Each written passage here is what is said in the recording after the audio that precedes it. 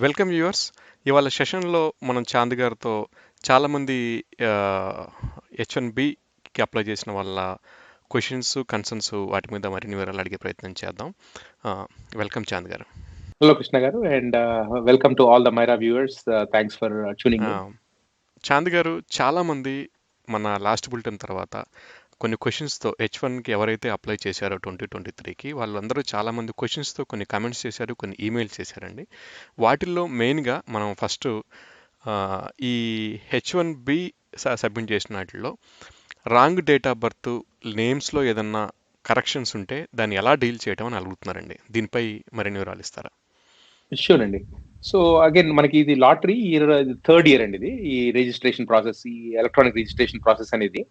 So ఈ mistakes అనేది అంటే ఈ డేట్ ఆఫ్ బర్త్ కానీ నేమ్ కానీ ఈ చిన్న చిన్న మిస్టేక్స్ అంటే మైనర్ టైపోగ్రాఫికల్ మిస్టేక్స్ అనేవి లాస్ట్ ఇయర్ కొందరికి చూసాం మేము, ఆ ముందు ఇయర్ కూడా కొందరికి అయినాయి. అయితే the way we have fix this problems. So రేపు మనము H1B పిటిషన్ ఫైల్ చేయాలి.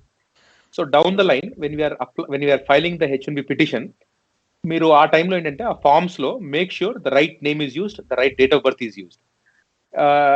మీరు as a part of the filing చిన్న ఎక్స్ప్లెనేషన్ ఇవ్వండి. It is the same beneficiary, the passport number is the same, but due to a minor human error this typographical mistake has happened అని చెప్పి చిన్న మీరు ఒక clarification ఇస్తే general గా problem ఏమీ ఉండకూడదు.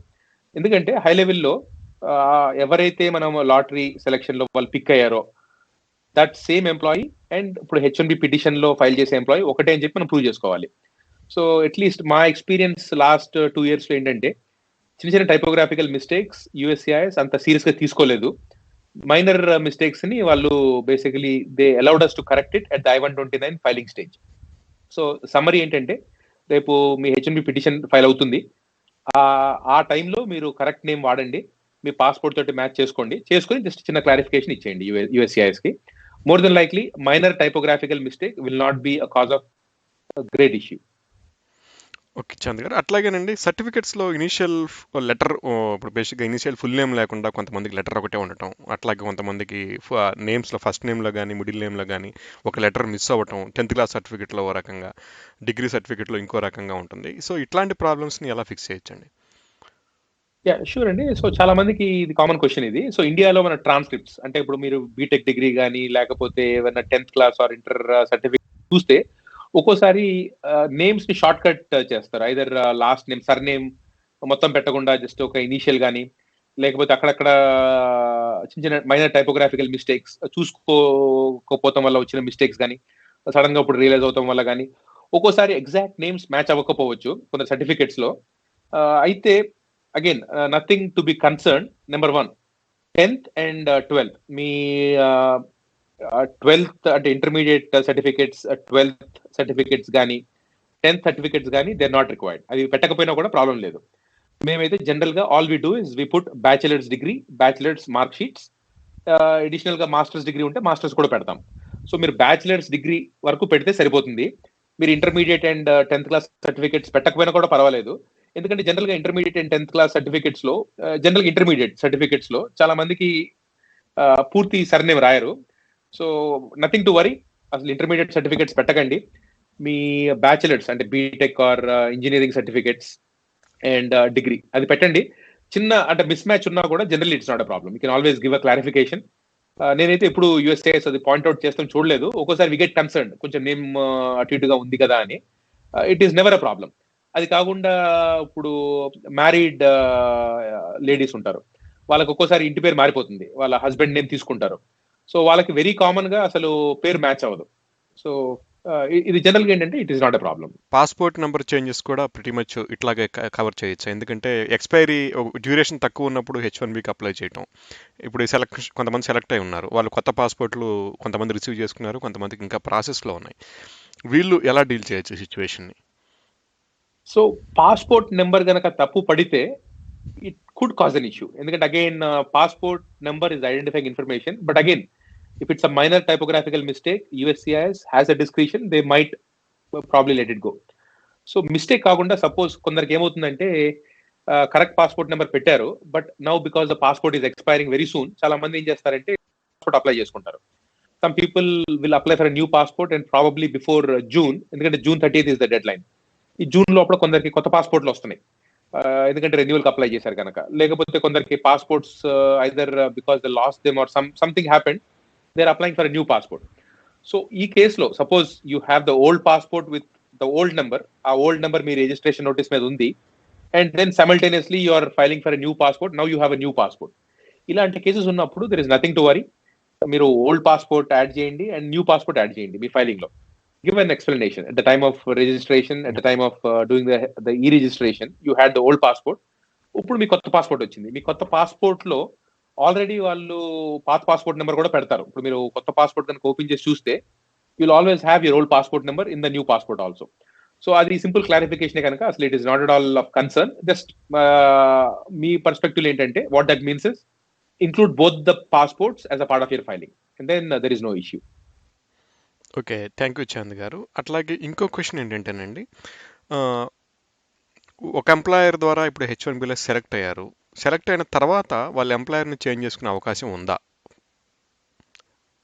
సో ఇనీషియల్ ఫైలింగ్ మాత్రం ఎవరైతే ఏదైతే కంపెనీలో సెలెక్షన్ వచ్చిందో that company has to proactively file H1B petition. ఇంకొక కంపెనీ అంటే ఆ registration notice cannot be transfer to another company.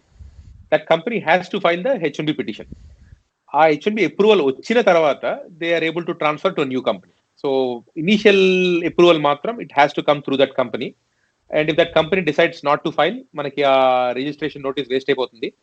So అది లాటరీ వేస్ట్ అయిపోయినట్టు. So the big thing is ఆ కంపెనీ మాత్రమే ఫైల్ చేయాలి. ఓకే చాంద్ గారు, అట్లాగే ఇక్కడ ఇంకో క్వశ్చన్ కూడా ఉందండి. కొంతమంది ఇప్పుడు మల్టిపుల్ సబ్మిషన్స్ చేసిన వాళ్ళు ఉంటారు, అట్లాగే మల్టిపుల్ సెలక్షన్స్ కూడా అయిన వాళ్ళు ఉంటారు. ఈ మల్టిపుల్ సెలక్షన్స్ అయిన వాళ్ళు ఇప్పుడు ఇప్పుడు మోర్ దాన్ వన్ వాళ్ళకి సెలెక్ట్ అయితే అసలు రెండింటికి మళ్ళీ సబ్మిషన్కి వాళ్ళు వెళ్ళొచ్చా, లేదంటే ఒకదాంతోనే స్టిక్ అవ్వాలా?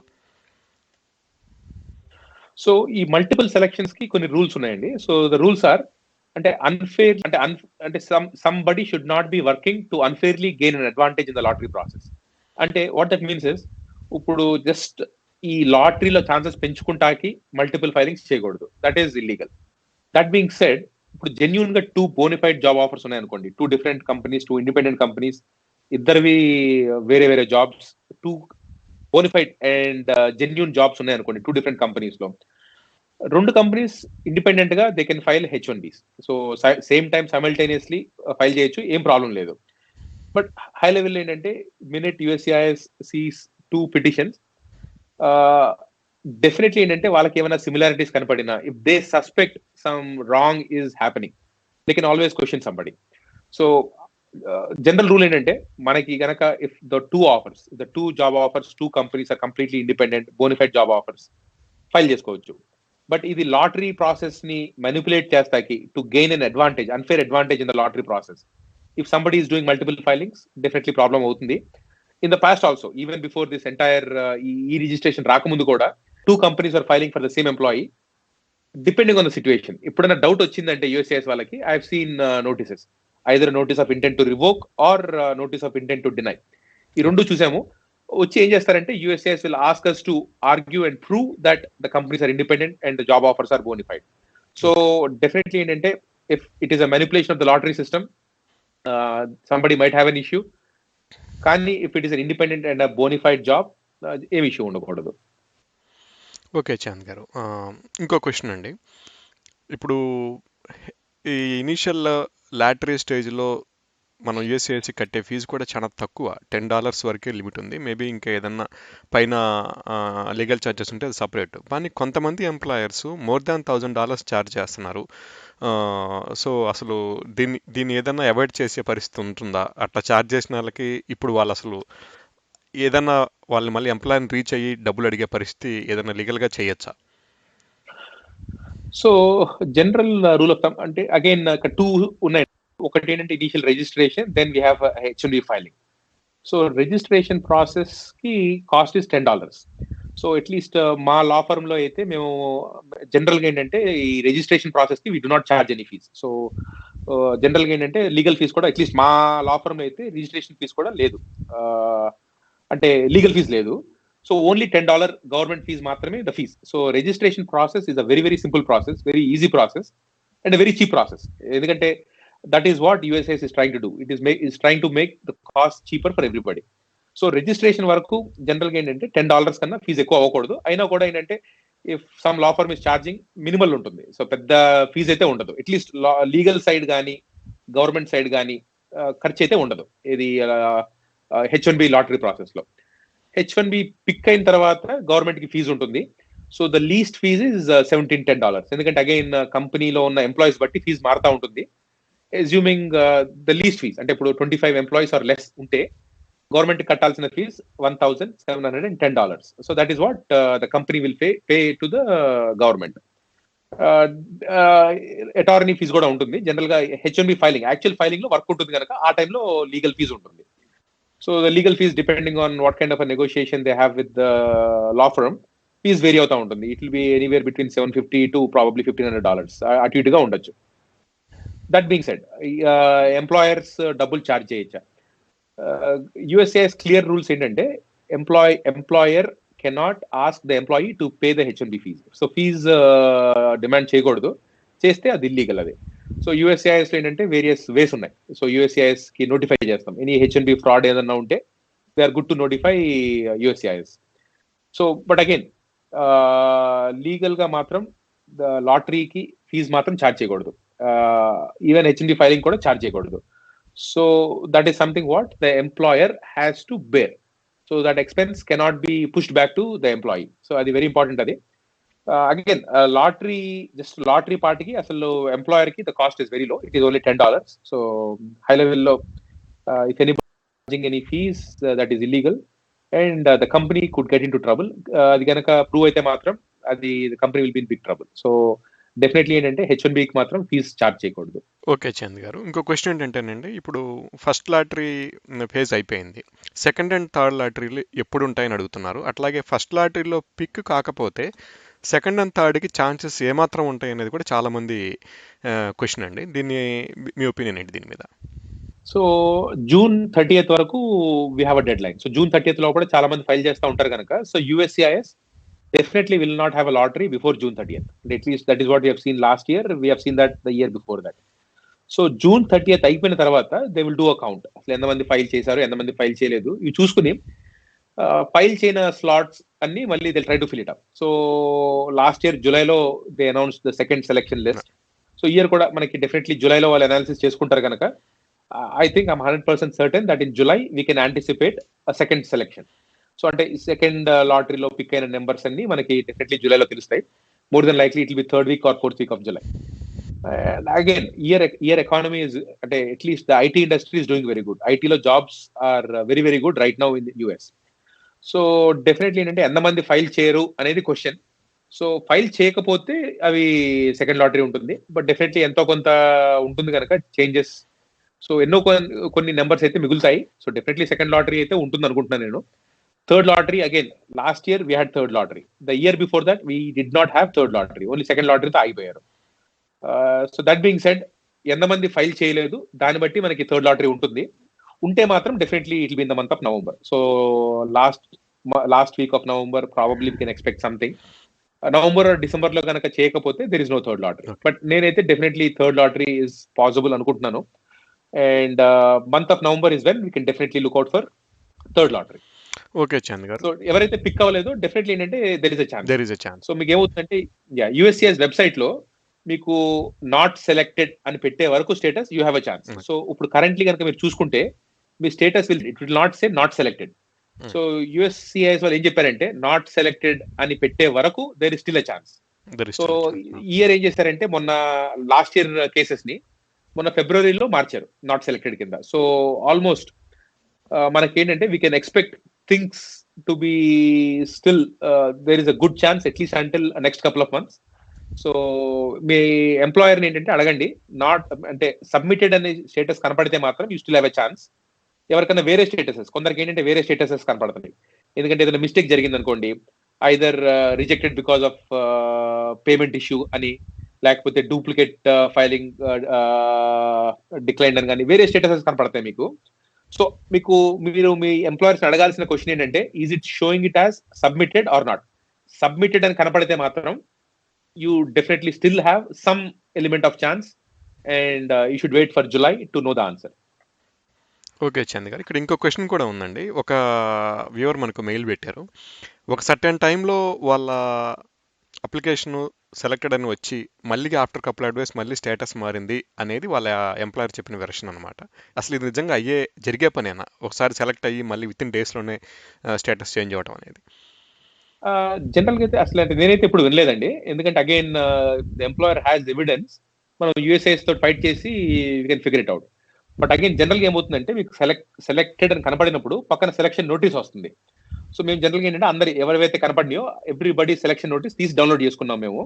సో మా దగ్గర అయిన కేసెస్ అన్నిటికీ మేము we sent it out to the employers. So definitely ఏంటంటే అటార్నీస్ దగ్గర నుంచి వెళ్ళుంటే మీకు ఆ సెలక్షన్ నోటీస్ డౌన్లోడ్ అయి ఉంటుంది. సో మీకు స్టేటస్ ఆన్లైన్లో ఇప్పుడు మారిపోయినా కూడా మీకు ఆ సెలక్షన్ నోటీస్ మీరు ఆల్రెడీ డౌన్లోడ్ చేసి ఉంచుతారు కనుక మీరు ఎవిడెన్స్ వాడుకోవచ్చు. సో నేనైతే ఇప్పుడు చూడలేదు. ఎందుకంటే మనకి వన్స్ సెలెక్ట్ అయింది అంటే పక్కన సెలక్షన్ నోటీస్ మనం డౌన్లోడ్ చేసి పెట్టుకోవాలి. ఆ సెలక్షన్ నోటీస్ వాడాలి మనం H1B ఫైల్ చేసినప్పుడు. సో నాకు తెలిసి అయితే అలాంటి ఇష్యూ రాకూడదు. ఒకవేళ వచ్చినా కూడా మన దగ్గర సెలక్షన్ నోటీస్ ఉంటుంది కనుక we can go and fight it. Okay Chand గారు, థ్యాంక్ యూ సో మచ్. మీరేమైనా ఇంకా ఏదన్నా ఇట్లాంటి కమెంట్స్ మనకు వచ్చిన క్వరీస్ చాలా చూశారు కదా, మీ సైడ్ నుంచి ఇంకేమైనా ఇన్పుట్స్ ఇవ్వాలనుకుంటున్నారా? షూర్ అండి. ఐ థింక్ అట్లీస్ట్ లాస్ట్ మనం పెట్టిన video majority of the questions ఏంటంటే టైపోగ్రాఫికల్ మిస్టేక్స్ కానీ, మార్క్ షీట్స్ మిస్టేక్స్ కానీ, లేకపోతే కోఆర్డినేటింగ్ విత్ ఎంప్లాయర్స్ కానీ ఇలాంటి క్వశ్చన్స్ వచ్చినాయి. So I think we addressed couple of the questions here. So ఈ ప్రాసెస్ H1B క్యాప్ ఫైలింగ్ అంటే H1B క్యాప్ ఫైలింగ్ అంటే first time they train to get to H1B status. So ఇలాంటి cases మీద ఇంకేమన్నా issues ఉన్నా కూడా we will monitor the comments. దాన్ని బట్టి ఏంటంటే again we will try to do another video. So hopefully ఏంటంటే దిస్ ఇస్ ఇంపార్టెంట్ స్టెప్. ఎందుకంటే most of the people are trying to get on H1. You are very very talented employees, you have very good education. అది ఉండటం వల్లే you trying to come to US. అది ఉండటం వల్ల ఏంటంటే US వాళ్ళు కూడా అప్రూవల్ ఇస్తున్నారు. అంటే ఇట్స్ టూ వే బెనిఫిట్. ఈ H1B ప్రోగ్రామ్ వల్ల US ఈస్ బెనిఫిటింగ్ అలాట్. ఎందుకంటే high talent, very very highly qualified employees they coming and working and providing services to USA. So US కూడా చాలా బెనిఫిట్ అవుతుంది అండ్ ఎంప్లాయీస్ కూడా career లో ఇది good step కనుక వాళ్ళకు కూడా బెనిఫిట్ అవుతుంది. It's a mutual it's a process where people mutually get benefited. It's of great help to US. Definitely, it's without any doubt, US is a great contribution the H1B program anedi. So hopefully, this process goes smooth for most of you. You have any questions, please put it in the comment section, and we'll try to cover it in the next video. Thank you Chand గారు, చాలా విషయాలు clear చేశారు. Viewers, మీకు ఏమైనా క్వశ్చన్లు ఉంటే comment చేయండి, లేదంటే info@myramedia.net మెయిల్ చేయండి. వాటిపై మరిన్ని వివరాలు చాంద్ గారిని అడిగి నెక్స్ట్ వీడియోలో తెలుసుకుందాం. Thank you for watching. Please do subscribe Myra Media. Please subscribe Myra Media. Subscribe to Myra Media. Please like, share and subscribe to Myra Media for lot of film news, gossips and hot news. Please like, share and subscribe to Myra Media. For more interesting updates, please subscribe to Myra Media YouTube channel. For more updates, please subscribe to Myra Media. So like, share and subscribe to Myra Media.